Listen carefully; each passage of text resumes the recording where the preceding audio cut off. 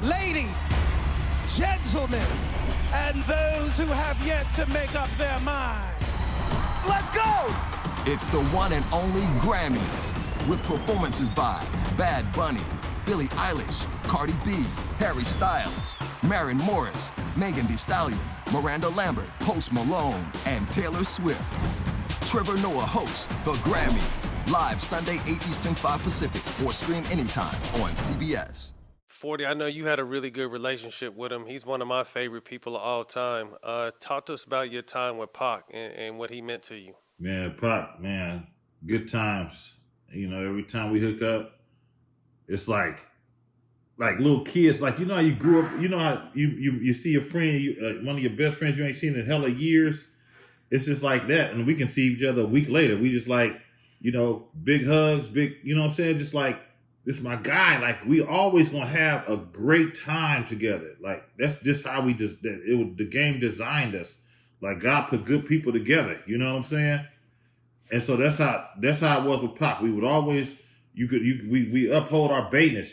Like two bay niggas get together. You could always tell the bay movements. Like, yeah, man, you know the way we talk and the whole woo wop.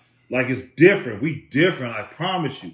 You know what I'm saying? And so that's how Pac was. You know, Pac was definitely, you know, they could say, oh, well, Pac is from the East Coast. That man, his heart was Bay Area. I don't give a fuck what nobody say. Richmond? Bay Was it Area Richmond? Marin, right? City. It was Marin, but all his homies was a lot of his homies was Richmond, the Rowdy R. Yeah. You know what I'm saying? Yeah. They don't play at. They don't play in Richmond. You know what I'm saying? Yeah. And all his homies was from there. You know, a lot of them. You know, so it's like, you know, basically, man, Pac, you know, it was always good energy, a lot of work ethic. He would always go in there, he'd knock out hella songs. That's why I love to just go in there and knock out hella verses. But Pac was a whole nother animal, boy. When he go into the studio, he finishing the song, he doing 3 verses, and it's going to all make sense. It's going to all be great content. It's going to be great subject matters, and the spit going to be gamed up. You know what I'm saying? It's going to be real, and it's going to touch your heart. He going to go in there and make 3 songs, you know, within an hour. He dang near leave out of there making 9 songs a day and fully complete, like no going back to touch nothing up or nothing. You know what I'm saying? But you got to remember, it wasn't Pro Tools like that back then. It had just began, right after, you know what I'm saying? Right after we made Dustin and Hey man, when we made Bill Dustin was writing raps. It. Go ahead. Pac was writing raps, a pen and paper, and as fast as you could write, it's done. Just write, as fast as you could write. He's just doing that. And he's writing, and you like, then when he goes in there and rap, you like, you didn't just write that shit that fast and that.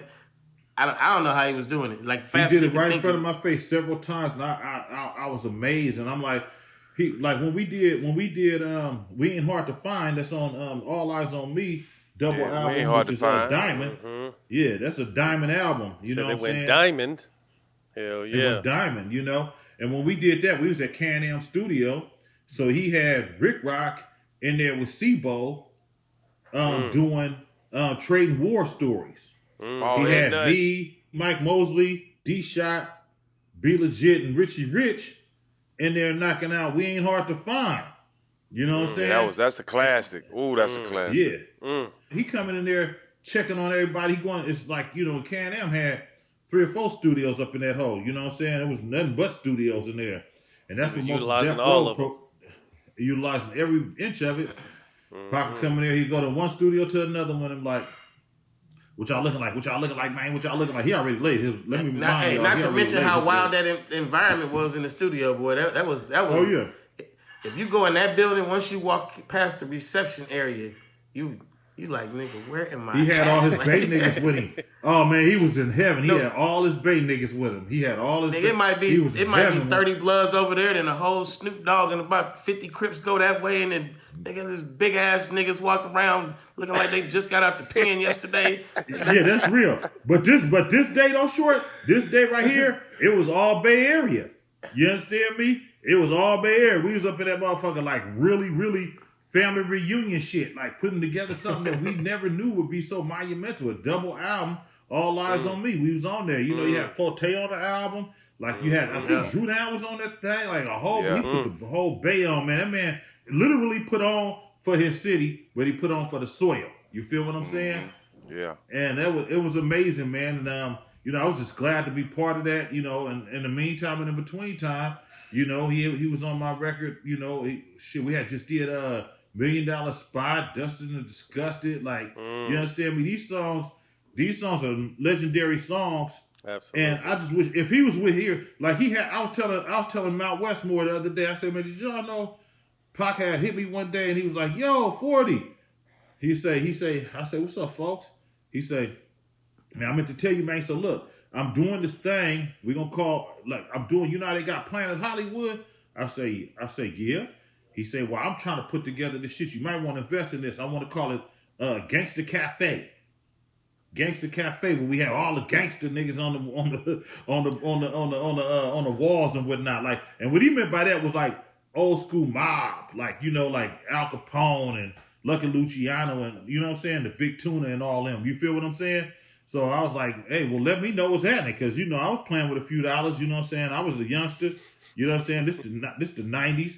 You know what I'm saying? I'm in my 20s. I'm with it. You feel me? So, but it didn't unfold. He also told me he was putting together an album with a whole bunch of old schoolers. You know what I'm saying? I was one of them. You know what I'm saying? He had Nice and Smooth, and you remember Nice and Smooth? Y'all remember that group? Oh, hell yeah, I remember Nice and Smooth.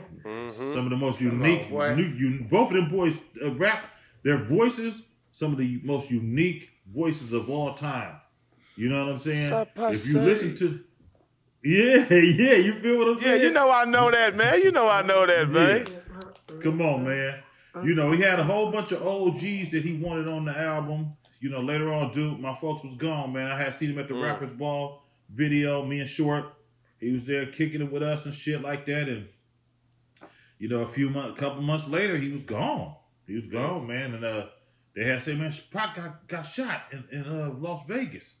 And, mind you, I'm not really like, on like walking into the ring like him and Suge and them is doing, but I'll be out there in Vegas, and when we connect. Like I was always in Vegas. I went to all the fights, you know what I'm saying? I was fucking with it, you know what I'm saying? I was a young tycoon, you know what I'm saying? So I was fucking with all the fights, the whole woo-was. And I just didn't, I was at home on this day, and they had told me he had got shot. So I was like, he probably gonna live. He a tough dude, man, because that's how he was real tough. I was there, nigga. I went to the motherfucking fight. I went to that fight. That was with the people from fucking London, I think. There was Sheldon, whoever Tyson fought, knocked the nigga out in like a minute or some shit. He did that to everybody. I seen fucking Pac that night. I seen him after the fucking fight. After all this shit happened, I seen him. He was supposed to go to 662 and just turn up and shit. That was Suge's club. Niggas never made it to the club. Heard that bullshit happen, man. Rest in peace, Pac, man.